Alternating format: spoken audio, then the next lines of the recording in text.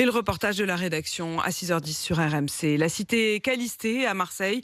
Nous sommes dans les quartiers nord de la ville. Un quartier populaire devenu le point de chute des réfugiés, notamment nigérians, qui squattent les immeubles souvent insalubres. Des bandes communautaires qui s'affrontent entre elles et qui s'affrontent au milieu des familles à coups de barres de fer et de machettes. Le week-end dernier, c'était l'affrontement de trop pour les habitants du quartier. 5 familles ont dû être évacuées.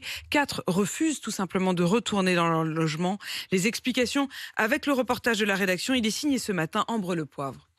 Un nouvel épisode de violence a éclaté le week-end dernier dans ce quartier où des dizaines de squatteurs sévissent au pied de la tour G.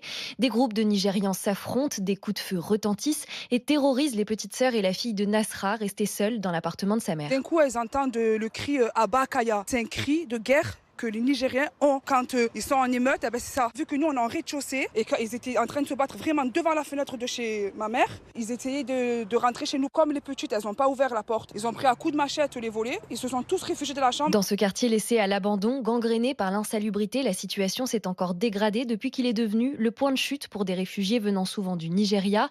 Et l'insécurité règne, confirme Rudy Mana du syndicat de police Alliance. Il y a une communauté nigériane qui a investi le parc Callisté. On a régulièrement des violences qui sont commises souvent entre eux d'ailleurs, avec des machettes, avec des gros couteaux, avec des sabres. Il y a des violences également qui sont commises sur des habitants de cette cité. Il y a des trafics de stupéfiants, il y a du proxénétisme. Sur les 129 logements que compte le bâtiment G, 42 sont actuellement squattés par des réfugiés sans papier. La préfecture prévoit de détruire la tour, mais des obstacles ralentissent le projet, explique le préfet des Bouches-du-Rhône, Christophe Mirmand. La totalité des lots de cette copropriété ne sont pas actuellement détenus par l'État. Et il n'est donc pas possible de mettre en œuvre une opération d'évacuation. Si nous parvenons à accélérer l'opération pour pouvoir permettre de récupérer la totalité des lieux, cet immeuble sera neutralisé pour éviter d'être à nouveau squatté. Le préfet affirme que des opérations d'expulsion vont être mises en œuvre dans les prochains jours.